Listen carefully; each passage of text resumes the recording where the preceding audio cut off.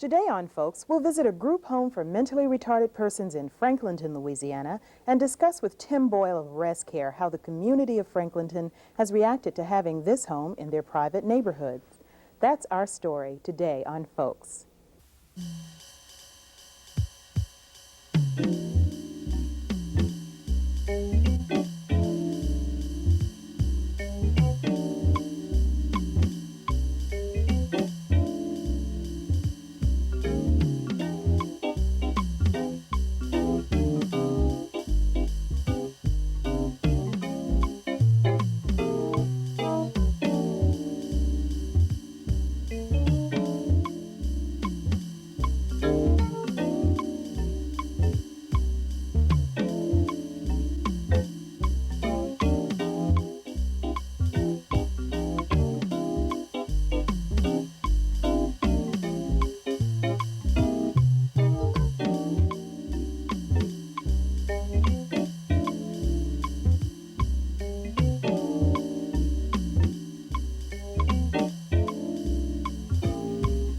Hello everyone, welcome to Folks.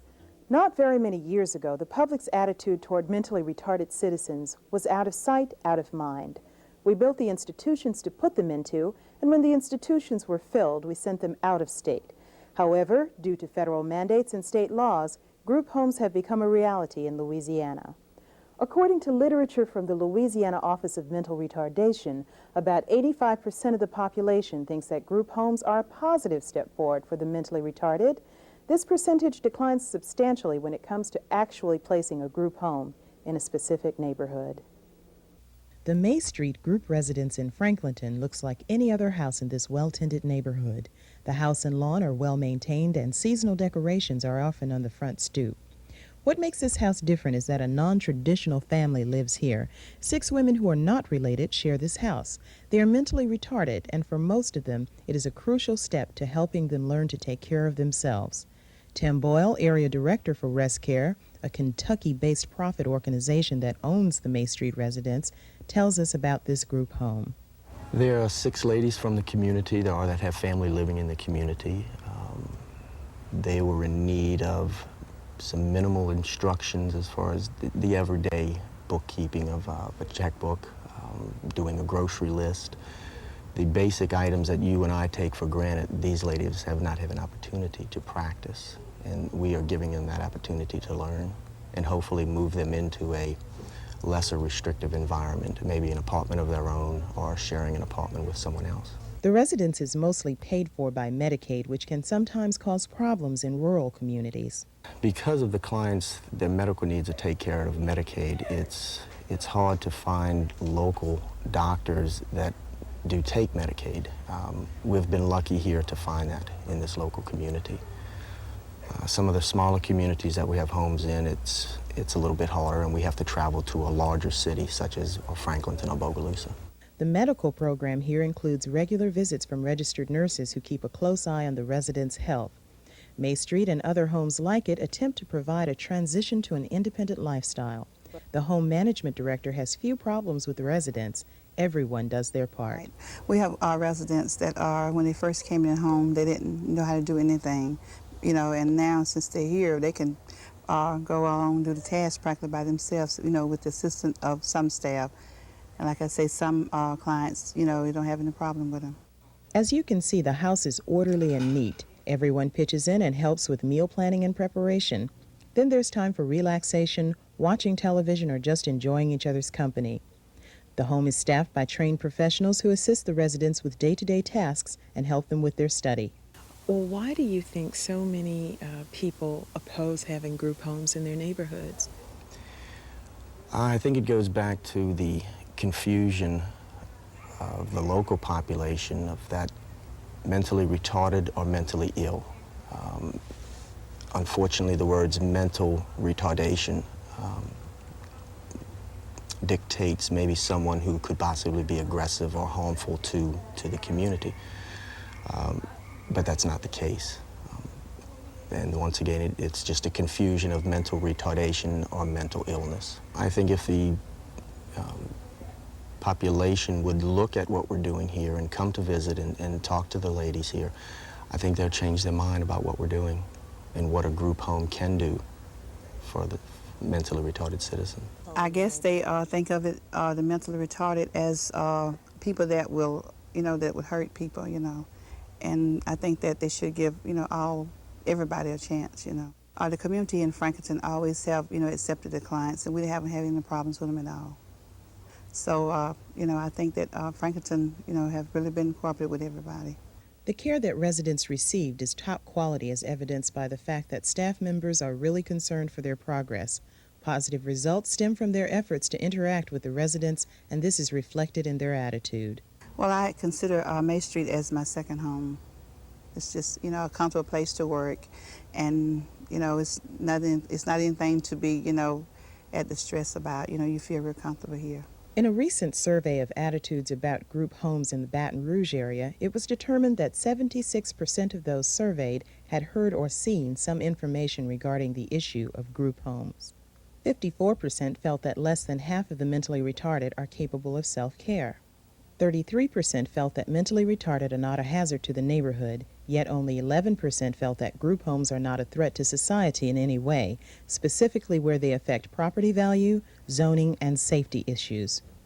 Resistance to group homes for the mentally retarded in private neighborhoods is still strong. With us to voice opposition to group homes is Charles Barbre, past president of the Baton Rouge Federation of Civic Associations. Welcome, Mr. Barbre. Thank you. How did all of this controversy begin? It started in about 1982 with the Mental Retardation Act that was passed in the state legislature that year. The act was basically a motherhood and apple pie type bill. There was no opposition to it, but it was a rather lengthy bill consisting maybe of 20, 30 pages, if not longer. And somewhere stuck in the middle of that bill was one sentence that basically defined as a single family any person in a community home for the mentally retarded with 2 live-in house parents and 6 or fewer residents.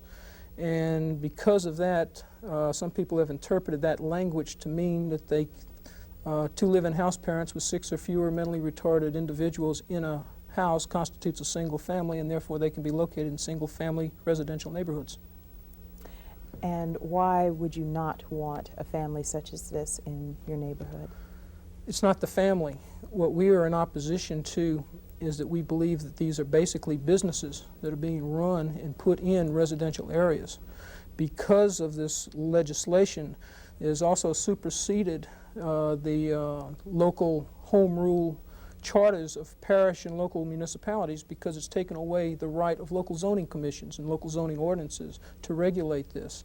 And because of this, we are in opposition to it. What is the problem with having that type of business? I'm not sure Okay. I understand. What you're talking right now is when you have a single family, and emphasis on single family, residential zoned area. Right now, that is the only thing that is allowed in that zoned area. Therefore, there is no discrimination of anything. It's either all or nothing. What you basically do, if you allow the mentally retarded or any other group, it's not just the mentally retarded, it has nothing to do with the mental retardation aspect. It is just this happens to be the particular group we're talking about. Once you allow this group in, then we say that you're opening the floodgates to allow other groups in. For example, there's already been a bill introduced by Mary Landrieu in the state legislature to allow similar type homes for the mentally ill. So once you allow one group in, then you cannot stop the other ones from coming in. And so we're in opposition to it. You just said that having that group there, I'm not sure what effect it's going to have on the neighborhood other than zoning. Okay, well, that's a big effect on a residential area, because that is the protection that affords the integrity and the character of a neighborhood, is their zoning protection and their deed restrictions. Right now, we view these as being businesses. They are basically boarding houses in our view, and therefore they should be put in areas that are zoned for boarding houses, which would normally be multifamily type neighborhoods. We feel this is very appropriate for these particular homes. I'll cite you an example here in East Baton Rouge Parish. There is a subdivision, Red Oaks. There was a proposed community home for the mentally retarded proposed in their single-family residential area, and their Civic Association rose up in opposition to it. For an unknown reason, the application was withdrawn, and another one was submitted 2 blocks away in the same neighborhood, but it was zoned for multifamily use, and there was no opposition to it. Okay. Are you afraid that the property values are going to decline because there's more than a family living there? Because there's a business being run in that neighborhood, sure. There's really, in our opinion, there'd be no difference. A business is a business, be it for a community home for the mentally retarded or whether you're building a gas station next to your house. It does affect the integrity of the neighborhood. Do you have proof that it does affect the integrity of a neighborhood? Yes. For example, property value you're talking about, there's a community home in operation here in East Baton Rouge Parish. I haven't checked within the last 6 months, but I know there had been a house for sale right next to it, been on the market for over 2.5 years, and it was listed considerably below normal market value and had not been able to be sold. But couldn't that have something to do with the current real estate problem that we're having in Louisiana right now? Yes, but I think the numbers involved and everything, if you look closely, and from what had been told by the people, that the primary reason they weren't able to sell their house was the community home. Also with me in the studio today is Dave Richard, Director of the State Association for Retarded Citizens. Welcome also. Do you agree with Mr. Barbre? Is this a real dilemma in our communities? I think it's become a dilemma. I'm not sure the reasons for it becoming a dilemma.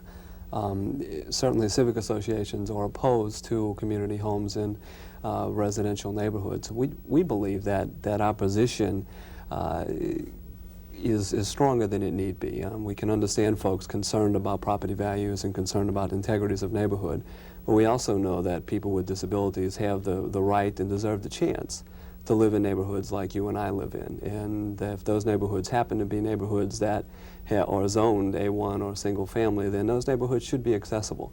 We believe that the state's mental retardation law now affords that opportunity for people with disabilities to live in those communities. Okay, why is it necessary for these residences to exist in private neighborhoods?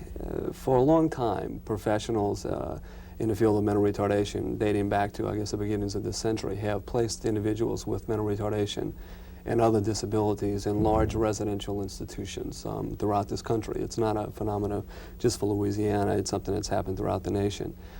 In the 60s and 70s, we started to recognize that probably wasn't the wise idea. With the advent of a lot of publicity to institutions that were providing horrible care, actually no care at all in abusive situations, people started to believe that these folks who happen to have a disability, and that's the only difference between us individuals and ourselves, is that those individuals deserve the chance to live in a community with everyone else, and that would be for those folks an opportunity to grow and develop in a natural progression, as folks should do. Okay, well, we keep talking about it being a business. Can you explain how the group home situation works in Louisiana? In Louisiana, a provider of services can apply for federal funds to operate a community home.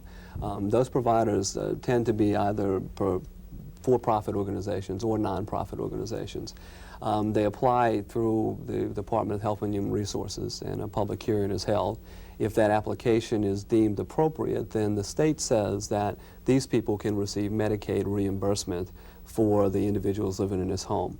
That provider then receives funds from the state through matching money with federal dollars to provide the services for these individuals in that area. Is there a big profit to be made from owning a group home or running one? The profit is very minimal on the for individuals running the group home. It doesn't allow for a great deal of profit for people in just through the strict provision of services.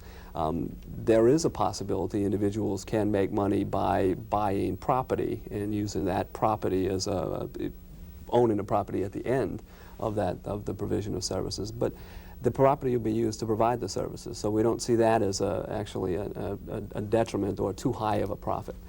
We as an organization are concerned. We certainly don't want to see people coming in and making a killing, if you will, on services to people with disabilities, but we believe that if it's a profit-making organization, then those folks have the right to make a reasonable profit.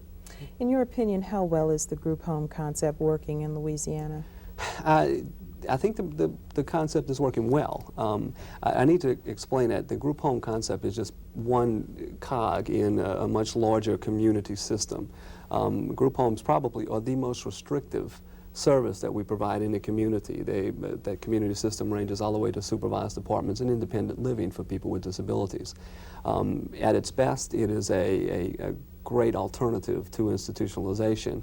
At its worst, it can create problems, and there are certainly some situations in Louisiana where the provision of services isn't the optimum, but we think that we have a system in place through state government and through advocacy organizations that clean that up over time, just as in any other system. As far as a bottom line, I think that the most important thing to remember is that all things being equal, if an individual can live in a community, it is a much better place and a much better opportunity for that person to grow and to develop than if they would be living in a large institution. So in Louisiana, it is working. Okay, Mr. Barbre, in your opinion, where should these people be, if not in our private neighborhoods? I would say that the way the community homes are set up right now, that they should be in appropriately zoned areas, which would basically be for boarding house type or multifamily neighborhoods. That allow this type of thing, as I pointed out the example in Red Oaks here in East Baton Rouge. So I think that there are places that allow for this type of home to be put right now, to be serve the purposes that they're after without hurting the homeowners. Do you agree with that? There are neighborhoods in Louisiana and in Baton Rouge that are zoned differently than the A1 neighborhoods that are appropriate for community homes. We have community homes in those neighborhoods. Unfortunately, that doesn't allow for the vast majority of needs that we have. Those neighborhoods tend to be areas where primarily businesses and are difficult to get the interactions that we want for people with disabilities. One of the most important things if people are going to live in a community is have the opportunity to be around other people, and that's what we want out of community services and community homes. If they're placed in business districts and only multifamily type of neighborhoods with a lot of businesses, we lose a lot of that. So surely there are places that aren't zoned A1, but there are places that are appropriate for community homes. Why is it important for them to be around other people? I think if you think about our lives, and that's what we have to use as our standard, is how we feel about life. The thing that makes our lives valuable and exciting and important to us are our relationships, the people who are around us. We can have a lot of things around us, but if we don't have good quality relationships in our lives, then I think we all would say that our lives are not as valuable as we could be, and it's not as exciting and good as they could be. The quality of life is not there. People with disabilities, when they're in institutions or in other large congregate settings, the only folks they have interaction with are other people with disabilities, which isn't bad, but the opportunity to be with folks that don't have disability and lots of different types of people like we have doesn't exist. So that is the primary reason for the community services, because it affords individuals the chance to be a part of a community, and that's what we look to see happen. Okay. You mentioned earlier something about the litigation procedures that had taken place since 1982. Would you care to elaborate on that a little bit more? Well, there's been a number on the local, the state, and the national level concerning this issue. Most of the district courts in Louisiana have ruled in favor of the community homes, citing the state's police powers to define a single family as 2 live-in house parents with 6 or fewer mentally retarded. On the state level, there was a court case recently where the Louisiana Supreme Court ruled in favor of the city of Kenner. It said that they did not have the right, the legislative intent was not to supersede local authority on zoning issues in this matter, and therefore the local zoning ordinances should apply for the establishment of a community home in a residential area. Also on the federal level, there was a very well-known case last year out of Cleburne, Texas, that the city of Cleburne was trying to disallow community home for the mentally retarded to be established in an apartment complex.